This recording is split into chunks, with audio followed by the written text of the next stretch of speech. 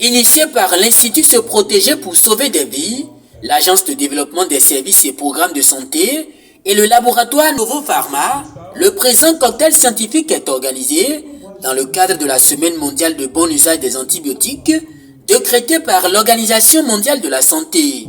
L'édition 2022 de la Semaine de lutte contre la résistance antimicrobienne, qui couvre la période du 18 au 24 novembre, a réuni dans des creusets de réflexion comme celui-ci des médecins prescripteurs, des pharmaciens et des infirmiers intervenant dans la chaîne de prescription des antibiotiques. Qu'est-ce qui fait que nous avons créé l'agence où des experts, des consultants se sont mis ensemble, que ce soit au Bénin, que ce soit d'ailleurs, on s'est mis ensemble pour pouvoir créer cette agence. C'est beaucoup plus, nous savons que les organisations de santé en Afrique, plus particulièrement au Bénin, sont confrontées à plusieurs enjeux et défis. On a parlé de quelques enjeux tout à l'heure. Les progrès technologiques, les réformes en santé, bien qu'indispensables et bénéfiques pour les soins de santé, augmentent considérablement le coût de fonctionnement. Nous avons un système sanitaire, bien sûr, que nous pouvons déjà apprécier d'une manière ou d'une autre, mais malgré cela, des problèmes existent. Ces problèmes, c'est peut-être dû, nous avons parlé tout à l'heure, de la résistance aux antimicrobiens. Nous avons les hospitalisations. Nous savons ce que représente le centre de santé aujourd'hui en matière de la propriété et de l'hygiène dans ces centres.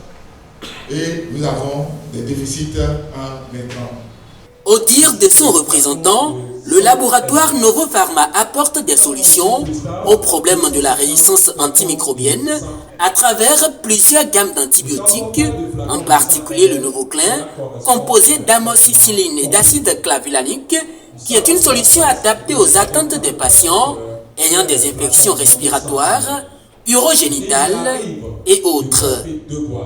À travers leurs différentes communications présentées à l'occasion, ces partenaires du cocktail scientifique ont permis aux participants d'aborder différentes thématiques relatives au secteur de la santé et singulièrement sur le bon usage des antibiotiques. Cette journée, elle a connu deux communications principales, ou disons en général donc 4 communications comme ça.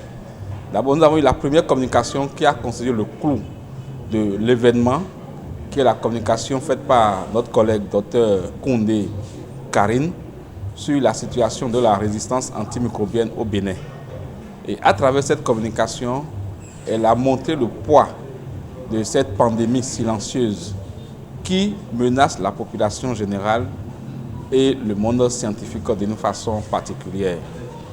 Elle a pu montrer avec des chiffres à l'appui que le Bénin n'échappe pas à cette pandémie vu que déjà, nous avons des taux de résistance aux antimicrobiens qui sont alarmants dans nos hôpitaux publics et privés.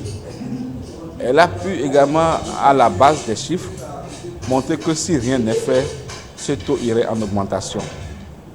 Et les autres communications qui sont passées, ça a été la solution du laboratoire Novo Pharma pour gérer ou contrecarrer cette résistance antimicrobienne, où le représentant de Novo Pharma au Bénin et au Togo a présenté les différents produits de sa firme pour venir à bout de cette situation. Ensuite, nous avons eu 2 autres communications.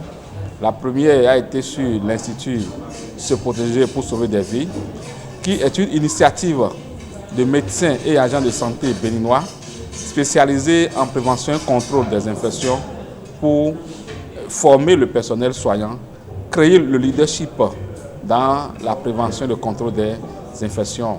Ensuite, il y a donc l'agent de développement des services et programmes de santé qui a également présenté ces différents projets, notamment donc ces projets de formation aussi, de développement donc du transport sécurisé des patients d'un hôpital à un autre. Des échanges de ce cocktail scientifique enrichi notamment par la présidente du Conseil national de l'ordre des pharmaciens du Bénin, des médecins spécialistes et généralistes, ainsi que des promoteurs de cliniques privées et des directeurs d'hôpitaux publics, il a espéré que la lutte contre la résistance antimicrobienne et la promotion du bon usage des antibiotiques touchent aussi bien les praticiens que la population pour que dans une approche One Health telle que prônée par le gouvernement béninois, cette prise de conscience puisse contribuer à la réduction de ce fléau qui menace les populations.